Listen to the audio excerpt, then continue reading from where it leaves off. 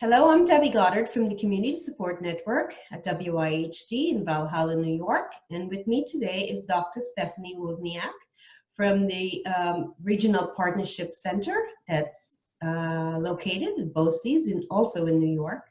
Welcome, Stephanie, and thank you so much for joining me today. I invited you because I wanted to talk about self-determination, what it is and how it can impact lives. So please tell me, what is self-determination?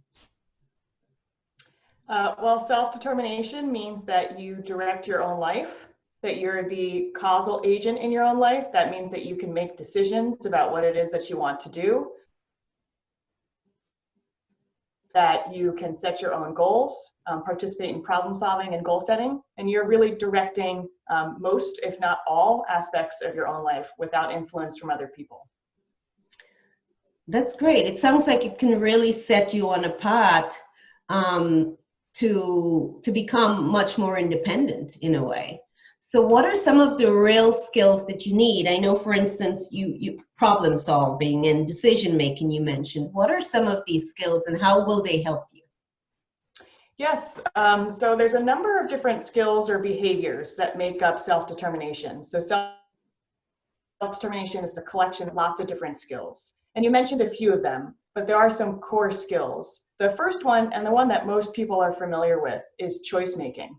So that's the ability to think about what are some of the available options, either big or small choices, and being able to think about those options and make an appropriate choice for yourself based on your strengths, your preferences, and your interests. So that's the one that many people are most familiar with, is choice making. But decision making is also a key part of that, and also problem solving. Problem solving, being able to use available information and address any barriers or problems that you might face. That's also a key component of self-determination. Some other aspects are goal setting, self-advocacy, self-awareness, and also self-regulation. Now, why is all of this important, having these skills? Well, there's a number of reasons why self-determination in general is important. First and foremost, just from a rights perspective, it is everyone's right to be able to direct their own life.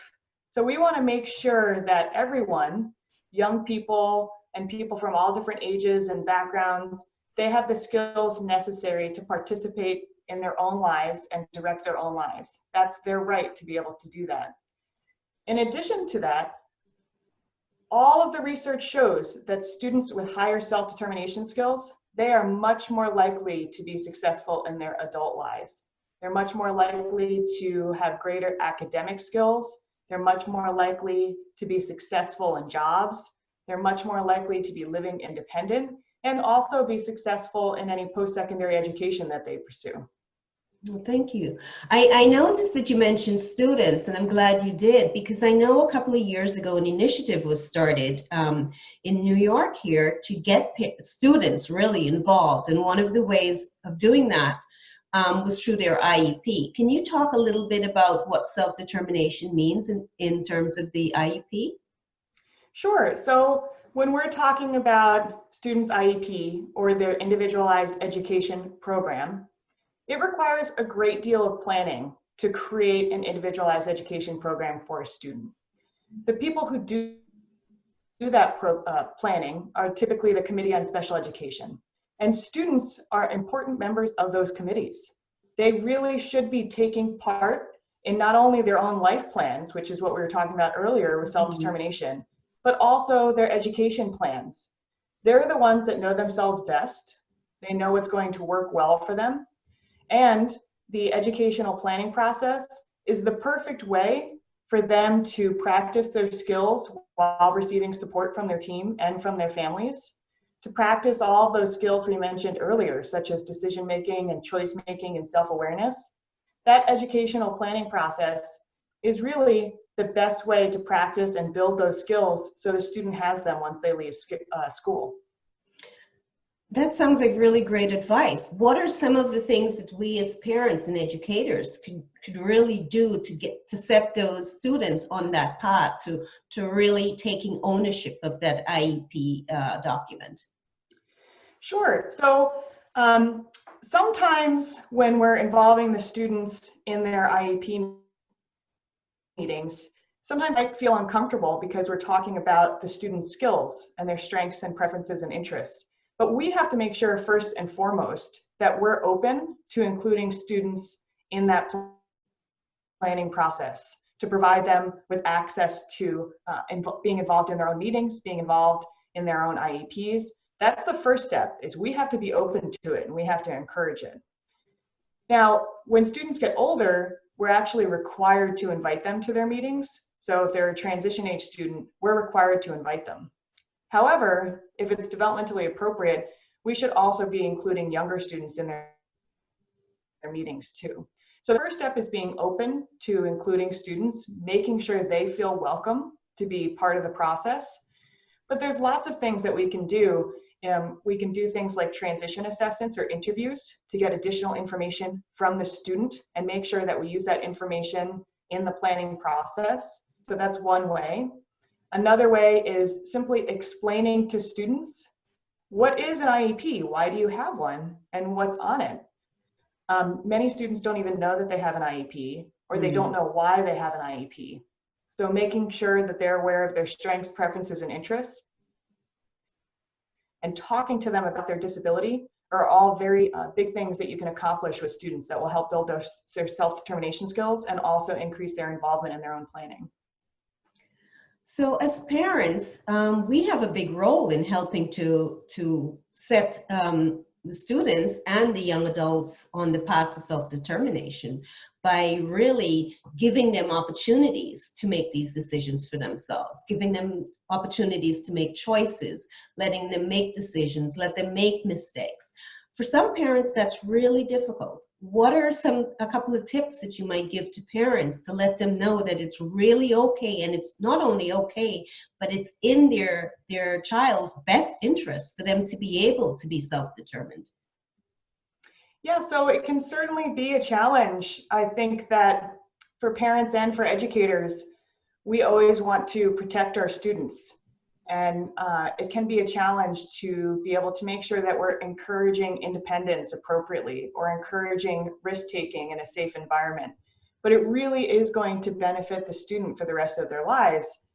If we use the example of a student having difficulty being able to zip up their jacket, and we're constantly running over and zipping up their jacket for them, they're never going to learn how to do it on their own. And if we're not there to zip up their jacket one day, they're going to be cold. Exactly. So it's the same for many of these other skills. It's really the best for the student and for young people in general if we help teach them these skills. And it doesn't have to feel this overwhelming, huge thing that we're teaching students. For self-determination, and you're right, Debbie, parents are a big part of supporting that for young people. They can do that every day at home, encourage self-determination skills by encouraging choice making. Right, I mean, in really small ways, what do you want for dinner? Having them decide, where do you want to go? It doesn't have to be onerous. And I mean, as a parent of a 24-year-old, I really practice it because I think of my end line, and I realize that someday I'm not going to be here to do all those things. So the best gift I can give to my son is to really prepare him for a life that he's going to go forward and be able to live and be able to make choices and decisions.